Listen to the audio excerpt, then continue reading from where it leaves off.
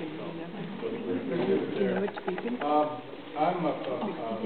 a volunteer attorney with the Minnesota Tenants Union for the last 30 years, and I've never been so proud to be associated with the Minnesota Tenants Union than in the work that we are currently doing as a partner and part of the Minnesota Coalition for People's Bailout.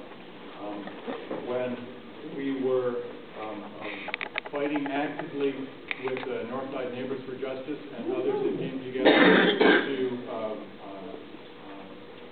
resist, to struggle against the demolition of the low-income housing, public housing in North Minneapolis. That was another very proud moment for the Tenants Union. We were so glad that we were in a position to be lending our support and shoulder to shoulder with people here in North Minneapolis, and that's a very famous resistance. What it seems to me, every decade has its particular way. Status quo finds a way to be particularly harsh and oppressive to low-income and working people.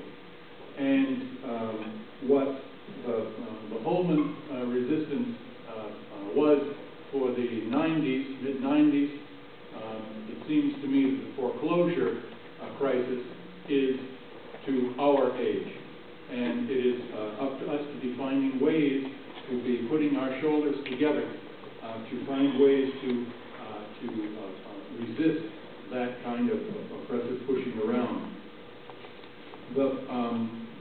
The materials that you have kind of indicate generally the three main initiatives that the Minnesota Coalition for People's Bailout has been involved in.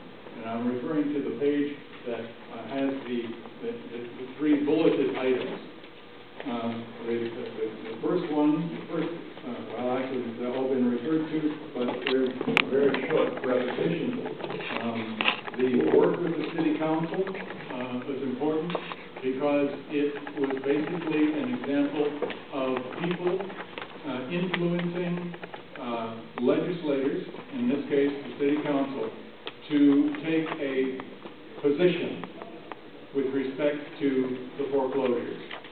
A position in favor of the people, in favor of our neighborhoods, joining basically their voice with ours, saying enough pushing our neighbors and our neighborhoods.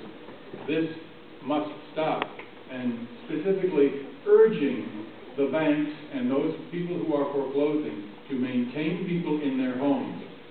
This is vital to the survival of our neighborhoods in many, many instances. The second one has to do with the moratorium statute. This is work at the legislature. And there's been a good deal learned in that process. One of the things that we learned, has been mentioned, is that the banking lobby is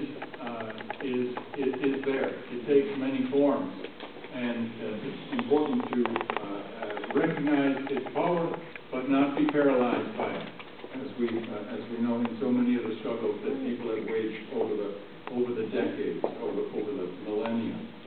The third bullet item is the one that the Minnesota Tenants Union is particularly keen on, and that has to do with people coming together to speak directly to banks about the damage that they are doing to our neighbors and our neighborhoods.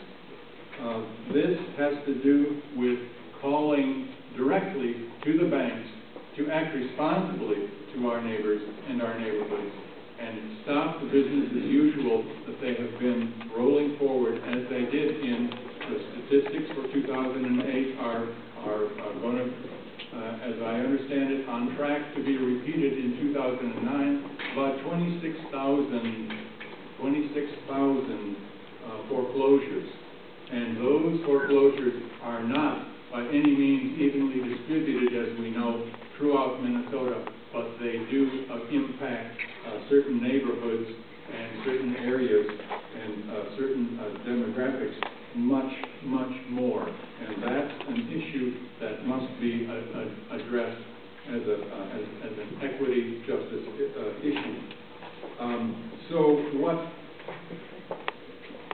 the form of that particular coming together and moving directly to the banks takes a number of different forms, but it basically is very much like when King John over in England was basically confronted on Runnymede and made to sign the declaration of the first declaration of rights of homeowners there in England. He was basically confronted by a bunch of barons. We're hardly a bunch of barons, but in any event, the idea is very similar, and that is basically presenting the banks with a document which pledges them to be maintaining people in their homes through this period.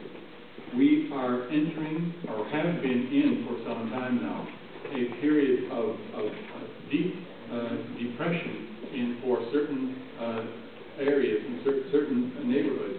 That needs to be recognized and honored, and we can't be rolling forward as if this was 1970 and the foreclosure rate is 0.15 or something like that.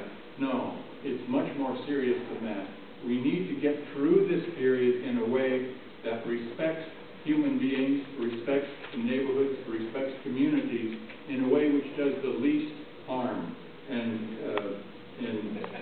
calling on the banks to act responsibly, to bring that about, is something that only we, the people, can do. I've been to a couple of different foreclosure forums in the last couple of weeks, and it is the rare exception to hear a voice such as you've heard tonight and will be hearing tonight, and we will be talking together about. By and large, forums, well-intentioned and good people and so forth, but have been, if you analyze it, the responses that have been basically projected as the appropriate responses have to do with mortgage counseling and getting people into mortgage counseling. Well, I would just ask people to kind of look at the results of mortgage counseling. The statistics do not indicate that one is very wise if one puts all of one's eggs in the mortgage counseling basket. In 2008, 26,000 foreclosures were not stopped. 5,000 were through mortgage counseling. That means of a total number of possible foreclosures, 31,000, 5,000 were able to be stopped through mortgage counseling. Very quickly, I'm not doing this in my head, I've done this before. That's 16%. Now that's really good. You know, 16% is really good. But what about the 84% of us? What about the 84% of our neighborhoods? What neighborhoods can withstand that kind of impact?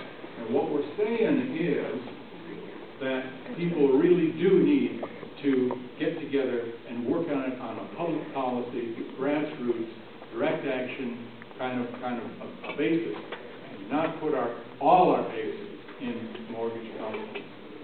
So that basically is it for me. I know that you're now going to be hearing from Leslie Parks, who has an inspiring story and direction that I know I was hearing her at the forum last night. It was one of the very uplifting pieces of the evening, and it's no surprise to me that it came from the audience.